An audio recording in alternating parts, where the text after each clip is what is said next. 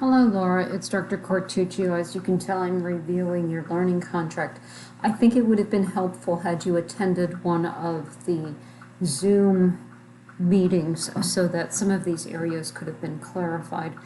I did want you to realize that this submission is going to be the one that is going to be your final grade, but you do need to make major revisions to this.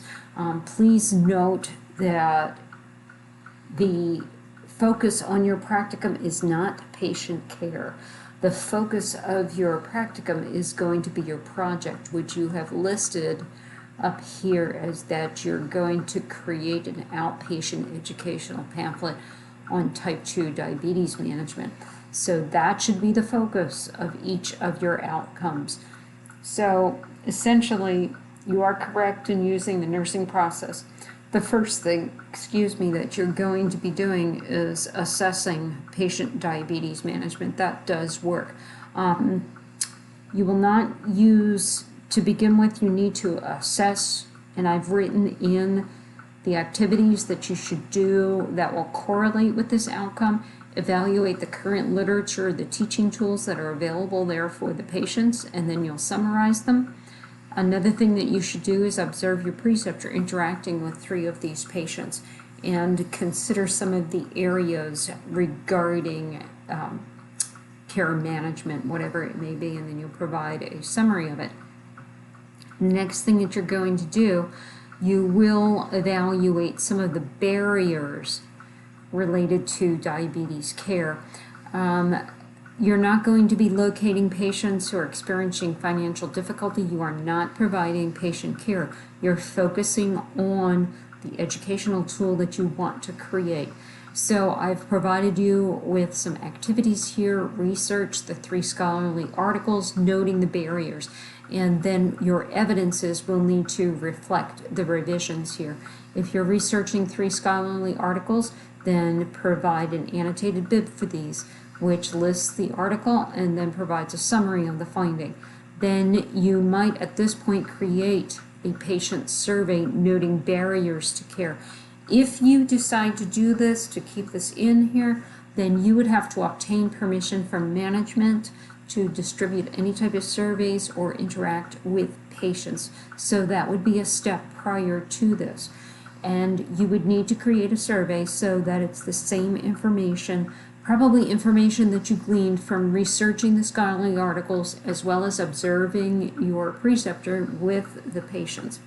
Another thing that you would then do is then create a list of the barriers that you found in the research as well as patients. You might find a difference between what's in the literature and what you're hearing when your preceptor interacts with patients.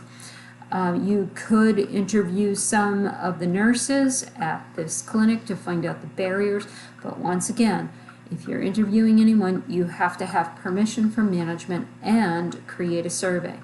Once you create the activities for each of these, then list the corresponding evidences. Same for outcome number 3. You're not going to collaborate with patients. At this point, since you have that background information, create an outline of the required information that you would like to include for this educational tool. And that would be based on the information from the patients as well as the staff and the research that you've done, what's already in the literature and what might be included already. Once you create that outline, review that outline with your preceptor and then revise your content outline. And again, whatever activity you do, you will have evidence related to that. For your 4th one, that's when you're going to create the educational pamphlet. At this point, create the pamphlet, review it with your preceptor, make the revisions, and then take this a step further. You can present the pamphlet to your manager for review, and at that point, if you'd like, you can obtain permission to distribute 3 of the pamphlets to the patients, and then you would have their feedback from that. So you're not going to do these other activities that are listed here. Once again, you're not focusing on patient care. You are focusing on your educational pamphlet, which will be your final outcome for this activity. So once you make these revisions, which you can simply just delete the other information, you will need to submit this revised learning contract to the Dropbox, and once you do that, then you will be able to forward this to your preceptor, and I will be sending out information to your preceptor to ensure that there's agreement with this plan. So if you have any other questions, please contact me.